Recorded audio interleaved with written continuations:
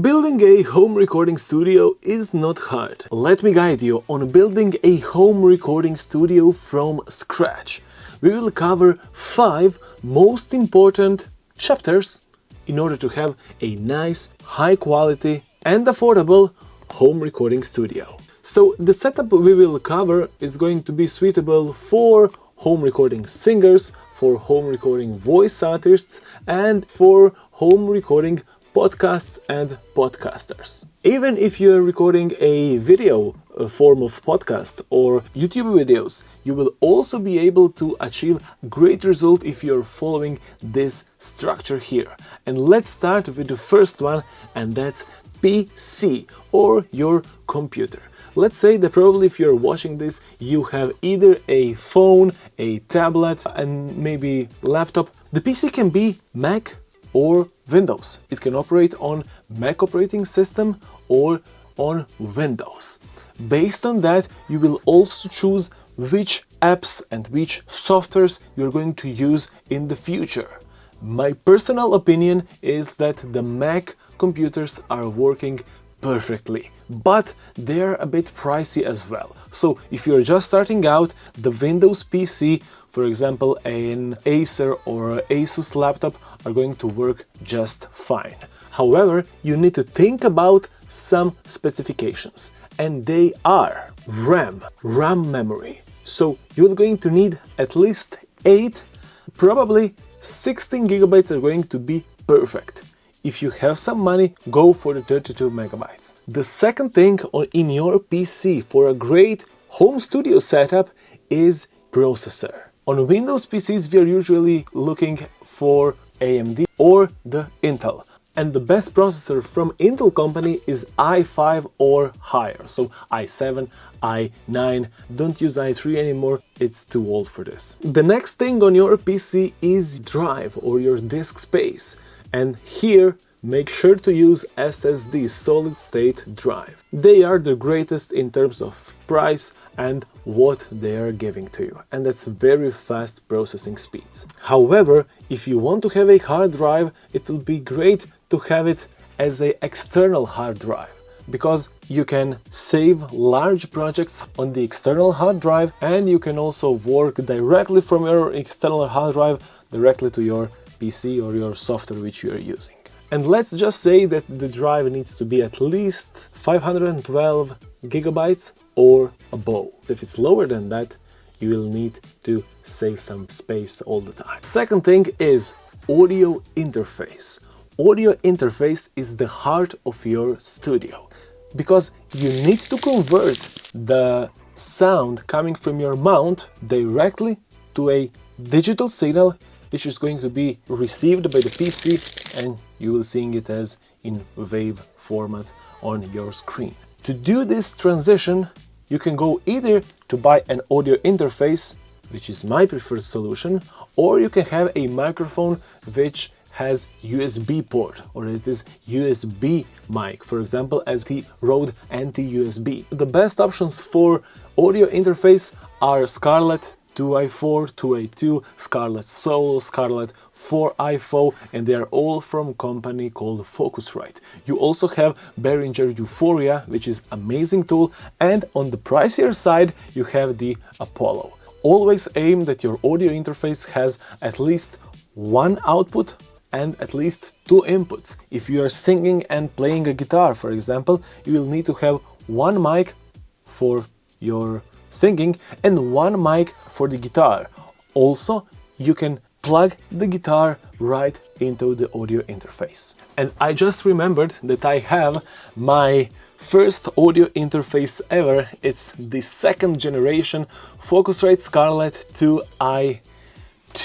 It's amazing. I really love it. I don't use it anymore, but I have it here as a backup. It has 2 inputs right here. It has 2 outputs right here. No, sorry, 4 outputs right here. And yep, and it has headphones output here, big knob for volume, etc. Number 3 are headphones, just like this one right here, which are DT770 Pro from the company called Beyerdynamic. Headphones are a must in a home recording studio, at least for monitoring while you are singing, while you are speaking, talking, etc.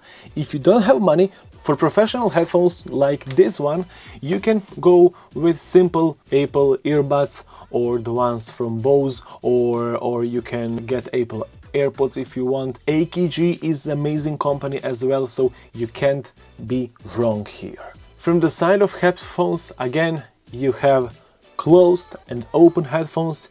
If you are close to the mic, closed headphones are better than open ones because the mic won't pick the sound coming from your headphones, and it's going to be better for your finished recording. 4. Studio monitors. I'm using Yamaha HS5 and they are amazing. Entire Yamaha HS line is great and I recommend it. Also, the studio monitors from the company KRK is also amazing and I recommend them as well. They have a little bit of bass boost in the frequency range, which is better for someone who is producing techno, electronic tracks, DJing, etc. For voiceovers, for voice artists and regular singing, not so much. What you need to care about is that you are standing in the center of a triangle. So you need to have from your ears 1 meter here and 1 meter here needs to be your monitor, so that you're standing in kind of a triangle, like am I sitting right now. Don't worry too much about the power of the monitors, because 20 watts, 30 watts, that's all perfectly fine for a home recording studio. The 5th one, and I leave it for the last part because it's a little bit tricky, and that's microphone. You have USB mic on one side and you have XLR mic on the other side. USB mic is very simple. It has USB cord, you don't need audio interface, just hook it up directly to your PC, that's all, start recording, you're ready to go in a couple of seconds. The XLR mic, you are getting better quality and it's the industry standard. They are hooked up into the audio interface and the audio interface is connected via USB cable directly to your PC. If I didn't mention earlier, audio interface is transferring the signal from analog to digital. The USB mics are already doing that inside of their body. If you're going for XLR mic, then you have 3 types of microphones. You have dynamic mics, which are often used on stage, on concerts and for singing. They are picking less noise, by the way. And the second one is condenser mics, which are great for studio and they are often used for the recordings where you need to capture every single detail, because usually they have a large diaphragm and that's why they can pick much more details. And then you have third one, ribbon mics, which I personally don't use so much, so we won't talk about them anymore. What is important about microphones? You have some microphones that are amazing, that are industry standards now, for example, like Rode NT1A. You have also from the USB side Rode NT-USB. You have different microphones like Audio-Technica AT4040. You have mics from Marantz. You have mics from Neumann, which are the most expensive ones, but their quality is amazing. Also, you have other different mics. It would be the best to check the YouTube before you buy anything, but Rode NT1A is the best deal for the price, because you are getting the pop filter, you're getting the shock mount, you're getting the microphone, and I'm using one here as well in my studio for all of my recordings, whether is it voice, podcast, YouTube videos, etc. Right now I'm not.